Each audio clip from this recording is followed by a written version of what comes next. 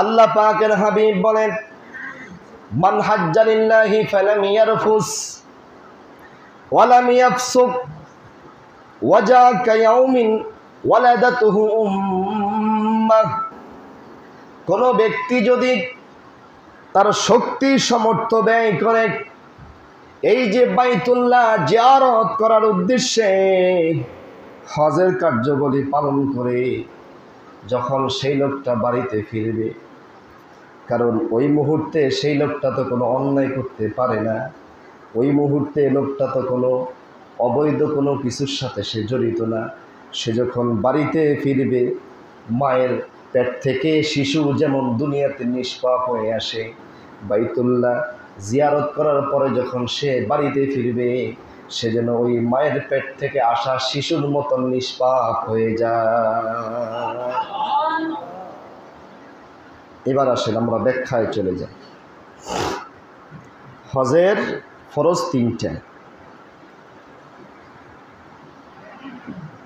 নামাজের ফরজ আছে, ওযুর ফরজ আছে, গোসলের ফরজ আছে, তদ্রূপ হজেরও ফরজ আছে। হজের ফরজ কয়টা?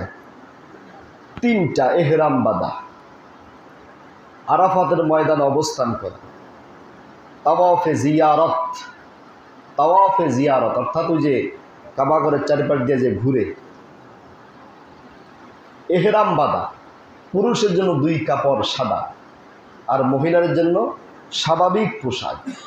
তার অভিরুচি থেকে যেটা আসে, ঢিলা ঢালা শালীন পোশাক সে পরবে তার ইচ্ছে মতো, টাইট ফিটিং, হিজাব, নেকাব ইত্যাদি ইসলামিক ড্রেস যেটা, সেটা মহিলারা তাদের অভিরুচি অনুযায়ী পরবে। আর পুরুষেরা 2 কাপড় সাদা, 2 কাপড় পেঁচিয়ে তারা এহরামের নিয়ত যখন থেকে করবে। এহরাম শব্দটি এসেছে হারাম থেকে, অর্থাৎ তিনি যখন এহরামের নিয়ত করলেন, সেই পোশাকটা গায়ে জড়ালেন, তখন পৃথিবীর সমস্ত হালাল কাজও তার জন্য হারাম হয়ে গেছে, যতক্ষণ পর্যন্ত এহরামের কাপড় তার শরীরে থাকবে। এহরামের কাপড় যখন তিনি পরবেন, সে তার নিজের পশম পর্যন্ত উঠাতে পারবে, সে তার শরীরের ময়লা এভাবে উঠাতে পারবে না, সে তার বৈধ স্ত্রীর সাথেও সে থাকতে পারবে না ইত্যাদি। এরপর আপনি আরাফার ময়দানে উপস্থিত হতে হবে। হজের ফরজের 2 নম্বর। 3 নম্বর হলো তাওয়াফে জিয়ারত, বাইতুল্লাহ চতুর্দিক দিয়ে আপনি ঘুরবেন। হজের ওয়াজিবের ব্যাপারে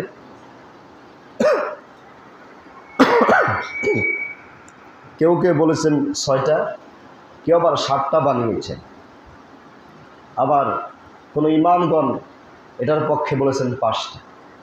তো 6টি যেহেতু প্রসিদ্ধ, আমরা 6টা সম্পর্কে আলোচনা করি। হজের ওয়াজিব 6টির মধ্যে 10 তারিখ, জিলহজ মাসের 10 তারিখ মুজদালিফায় অবস্থান করা। বাংলাদেশ থেকে মুজদালিফা বুঝাতে পারবো না, সেখানে গিয়ে আপনি নিজের চোখে দেখতে পারবেন। জাস্ট আমরা আমাদের ইসলাম প্রচারের স্বার্থে আমাদের এই সমস্ত কমন বিষয়গুলি জানা দরকার, এজন্য আলোচনা করা মাত্র। এরপরে সাপা মারোয়া সাই, যেখানে হজরতে ইসমাইল আলাইহিসসালাতু ওয়াসসালামের সেই পায়ের ধাক্কা লেগে, নখের খোসা লেগে যেখানে জমজম কূপের সৃষ্টি হয়েছিল, তিনার মা পানির জন্য সাপা থেকে মারোয়া 2 পাহাড়, এই পাহাড় থেকে ওই পাহাড়, এই পাহাড় থেকে ওই পাহাড়, এই পাহাড় থেকে ওই পাহাড়, এরকম 7 বার তিনি দৌড়িয়েছিলেন 1 ফোঁটা পানি দেওয়ার জন্য। যেই পানি তিনি পেয়ে তার সন্তানকে খাওয়াতেন, এই পানির বিনিময়ে যদি তার সন্তান বেঁচে থাকত, ওই আশা। আল্লাহ সুবহানাহু ওয়া তাআলা তার দৌড়ানোকে পছন্দ করে তার খলিল, তার বন্ধুকে তার ইশারায় জিব্রাইলকে বললেন, জিব্রাইল, যেখানে ইসমাইল নখ দিয়ে বারবার নাড়াচ্ছে, পানির পিপাসায় যখন সে ক্লান্ত হয়ে পিপাসিত হয়ে ছটফট করছে, ঠিক পায়ের আঙ্গুলটা যেখানে ধাক্কা লেগেছে, সেইখানে আমি আল্লাহর হুকুমে কূপ চালু করে দাও। সেই জমজম এখনো আছে, সেই পানি ওই রকমই আছে। মানুষ প্রত্যেক দিন হাজার হাজার মিলিয়ন বিলিয়ন ট্রিলিয়ন পানি সেখান থেকে বের করে খাচ্ছে, বিভিন্ন জায়গায় সাপ্লাই দিচ্ছে, এক ফোঁটা পানি কমে নেয়। তবে যেদিন আল্লাহর হুকুম হবে সেদিন সব কিছু উলুট পালুট হয়ে যায়। সাপা মারোয়া ছাই, এরপরে শয়তানকে পাথর। এই যে টিভিতে যারা হজে যান নাই, শয়তানকে পাথর মারা দেখেন নাই?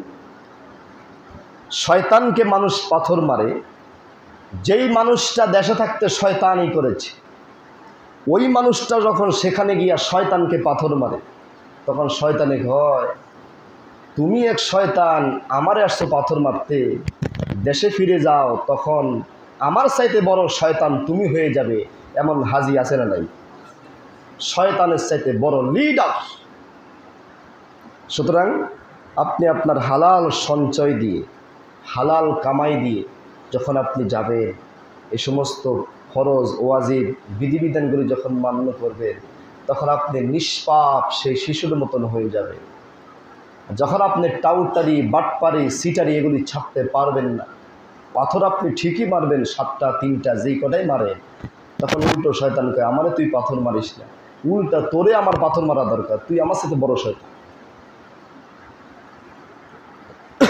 এরপরে কোরবানি করা, আমি আগেই বলেছি যে হজের মধ্যে কোরবানি আছে, এজন্য কোরবানির চাইতে হজ বেশি ইম্পর্টেন্ট। কোরবানি করা, এরপরে মাথার চুল কাটা, চুল চাষা, একেবারে টাকবেল হয়ে যাওয়া, এগুলি ওয়াজিবের মধ্যে। বিদায়ী তাওয়াফ করা, আপনি শেষমেশ চলে আসবেন, তখন একবার তাওয়াফ করে আসবেন। কিন্তু উমরার বেলায় সহজ, উমরার মাত্র 2টি ফরজ, 2টি ওয়াজিব। 1 নম্বর হলো ইহরাম বাঁধা, 2 নম্বর কাবা শরীফ তাওয়াফ করা। ওয়াজিব 2টি, সাপা মারোয়া ছাই আর চুল কাটা। উমরা একবারে সহজ।